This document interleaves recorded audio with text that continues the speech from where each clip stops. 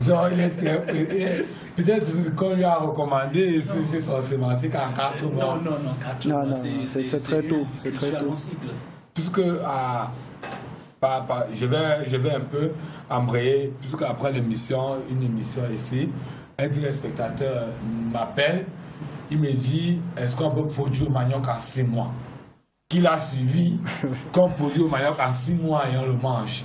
Bon, on a dit qu'on va faire une émission sur le manioc, on ne va pas entrer trop en profondeur. Oui, mais je veux apporter une précision à nos chers auditeurs qui aiment... Téléspectateurs. À nos téléspectateurs qui aiment le sensationnel.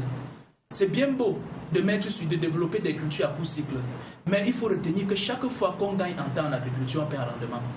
Ceci veut dire, nous sommes dans une zone propice qui rassemble les conditions idoines pour une culture donnée. Pourquoi nous voulons faire une culture qui a un cycle plus court? C'est là la question qu'il faut se poser. Donc chaque fois qu'on gagnera en temps, on perdra en rendement.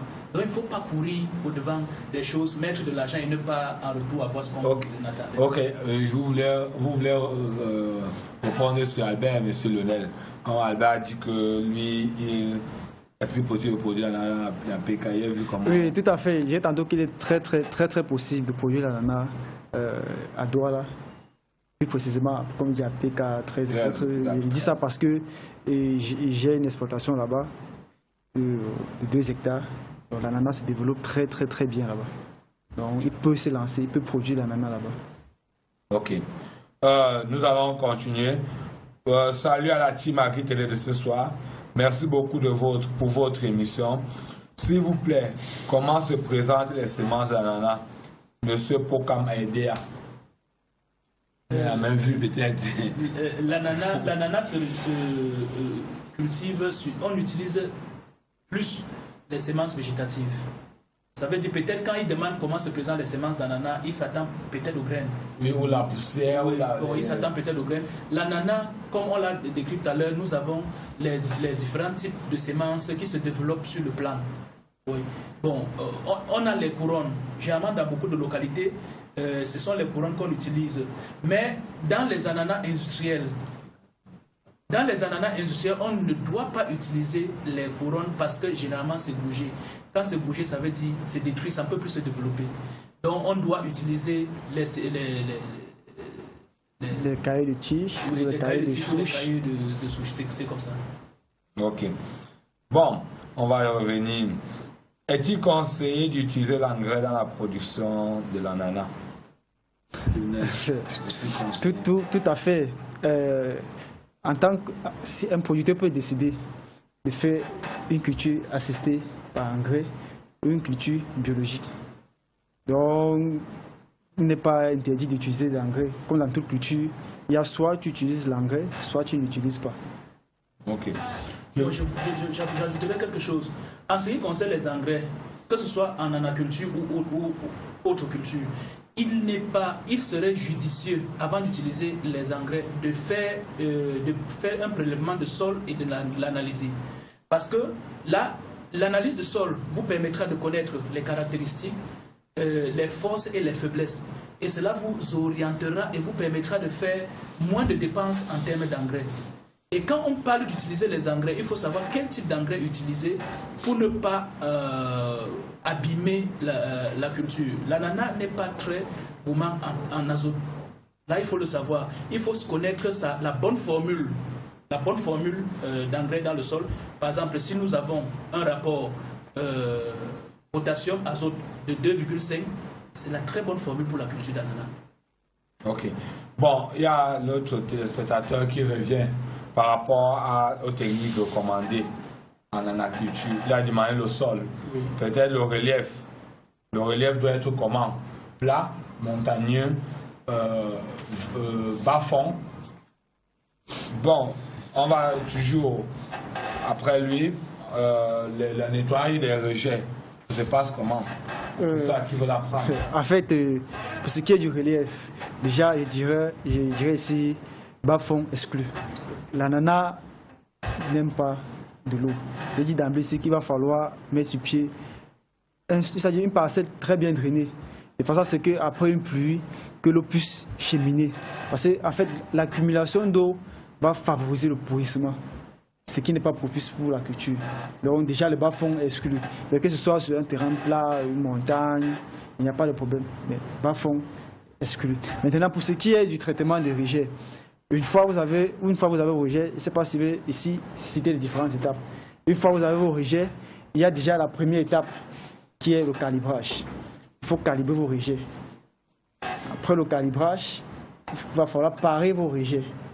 Le calibrage consiste aussi à mettre les rejets en fonction de différents poids ou tailles, afin que lors du semis, que ce soit homogène.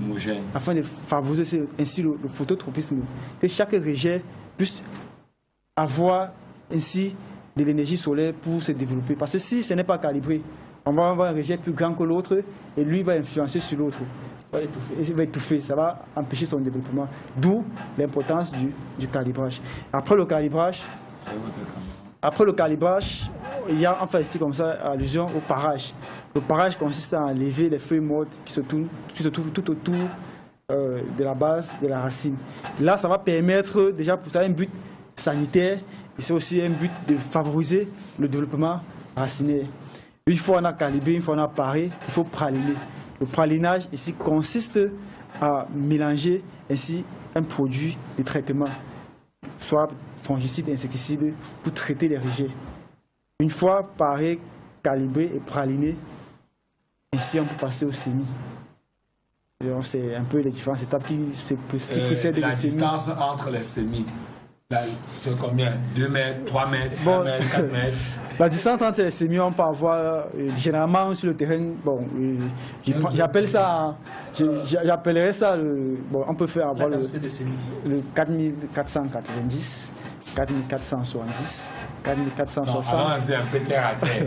Donc ça veut dire... On parlait terre à terre. En ce qui concerne, pour parler de la distance des semis, là, ça fait appel directement à la densité de semis. Là, moi, personnellement, je fais l'ananas à 61 500 pieds à l'hectare. Et il faut savoir que lorsque... Combien de mètres carrés? Un hectare 10 000 mètres carrés. Oui, c'est-à-dire un hectare 10 mètres carrés. Vous faites 61 500 pieds. 61 500 pieds. Ça veut dire que c'est un ratio de combien par mètre carré? Il y a tenue d'école. Là, sur la planche a une double ligne, a une double ligne de semis. Oui. Ça veut dire entre la double ligne, je laisse 40 cm et sur la ligne, je mets à 25 cm, 25 à 30 cm pour obtenir ma densité. Donc voilà de façon simple comment orienter les gens au planting. On peut prendre 25 carrés alors? Non, pas 25 carrés. J'ai dit sur la double ligne. Nous avons deux lignes qui sont côte à côte. Les jumelés. Oui, 2 lignes jumelles. Entre les 2 lignes, je laisse 40. Et sur la ligne, sur une ligne, oui, on laisse 25 à 30. Oui, ce n'est pas tout exact. Bon, donc, ça veut dire qu'on forme un rectangle alors dans ce cas. Oui. Dans ce cas, on a un rectangle sur la longueur, on a 40. Oui. Et sur la largeur, on a 25. 30, oui. Vous allez dire qu'on a un rectangle de 25 sur 40. Oui. Sur la double ligne. Sur la double ligne. C'est-à-dire qu'on va partir. Parce qu'il y a un espace, il y a le couloir entre deux planches qui est autour de 60, 65, 60. Si je peux apporter un supplément, je dirais aussi tantôt que la densité de semis ou la surface industrielle adoptée est aussi fonction de la production. Parce que pour une production qui se veut être locale, pour une production qui se veut être faite pour l'export, la densité des semis influe aussi. Parce que si je veux faire des fruits pour l'export, je vais varier ainsi ma densité des semis. Je vais réduire pour avoir ainsi des moyens fruits. Parce que c'est ça qui est favorable pour l'export. Mais par conséquent, si je vais produire pour le marché local où je vais avoir les gros fruits, là ainsi je vais avoir des densités de semis plus élargies. Donc c'est ainsi, la densité de semis aussi est fonction, comme je disais tantôt, de l'objectif à atteindre. Donc ça fait ça. Et aussi, je conseillerais ceux qui veulent peut-être produire d'utiliser le semis en quinconce. Parce que le semis en quinconce va favoriser ici le développement des rejets. D'accord. Nous avons Roland qui dit que bonsoir, chers panélistes. Je voudrais savoir combien peut-on dépenser pour faire 1 hectare et combien de rejets sont nécessaires pour 1 hectare. Je veux savoir le coût de production pour 1 hectare. Bon, le coût de production pour la mise en place d'une nouvelle parcelle Ça veut dire, quand on dit nouvelle parcelle, ça veut dire qu'on achète les rejets. Là, nous ne sommes pas loin de 4,5 millions. Pour 1 hectare. Pour 1 hectare. Nous ne sommes pas loin. Beaucoup d'argent. Oui. L'ananas, c'est une culture. La mise en place d'un hectare d'ananas, ça pèse. Ça pèse énormément. Tout à fait. Oui, 4,5 millions. Et comme je l'ai dit tout à l'heure, la densité,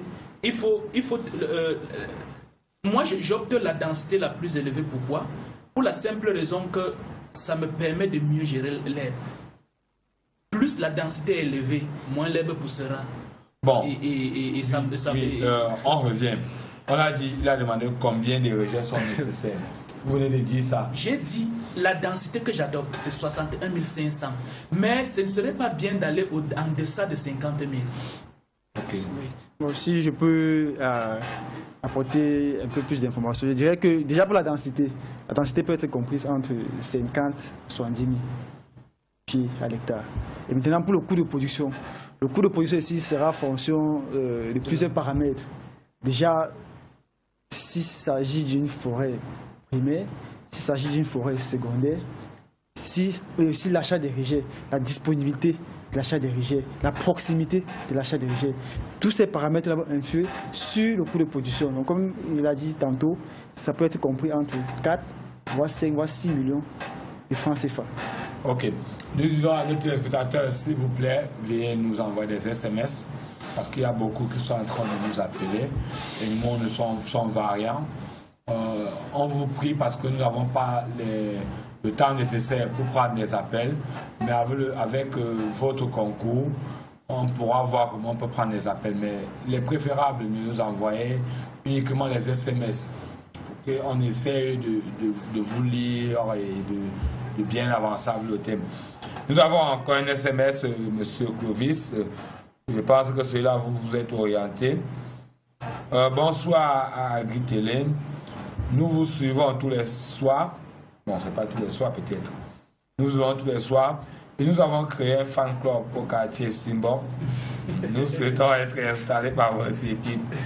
Quelles sont les procédures à suivre, Vanessa, Edith, Zesse? Là, sa question me revient. Oui, tout à fait. Mais vous êtes concerné parce que tu es le coordonnateur de la production végétale d'Agri-Télé. Oui, je crois que là, pour le fan club, c'est déjà une très bonne initiative parce qu'à travers le fan club, les gens peuvent se regrouper et discuter des questions agricoles. Voilà. Bon, pour l'installation du fan club, je crois qu'en back office, nous allons élaborer un programme pour installer cette unité. C'est déjà une bonne initiative. Ok, à Simbo. Oui, à Simbo. Bon, on a le contact des téléspectateurs. Oui.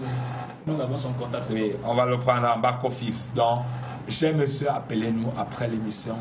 On cale comment on peut organiser le fan club, comment on peut même vous soutenir dans notre fan club, soit avec les semences, soit avec les conseils, soit avec les techniques, soit même avec les espaces pour que le fan club puisse avoir son champ et venir témoigner ici que vous êtes en production grâce à Agri-Télé. On va continuer. Bonsoir au plateau et longue vie à votre émission. Merci. Merci de parler de l'agriculture. Je n'ai aucune formation. Je compte faire l'agriculture et je n'ai pas assez de moyens. Et je dispose de vastes étendues de terres cultivables. Quel conseil pouvez-vous me donner? Les semaines n'est pas signé. On reprend un peu. Bonsoir au plateau et longue vie à votre émission. Merci. Merci de parler de l'agriculture. Je n'ai aucune formation. Je compte faire l'agriculture. Je n'ai pas de moyens et je dispose de vastes étendues de terres cultivables. J'ai besoin de vos conseils.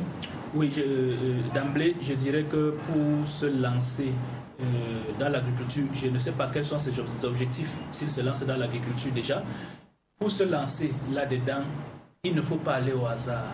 Ça veut dire il faut préparer un budget et planifier l'exécution de son projet. Parce que si ce n'est pas fait correctement, il va investir le peu d'argent qu'il a et ça va disparaître puisqu'il ne pourra pas conduire le projet jusqu'à son terme.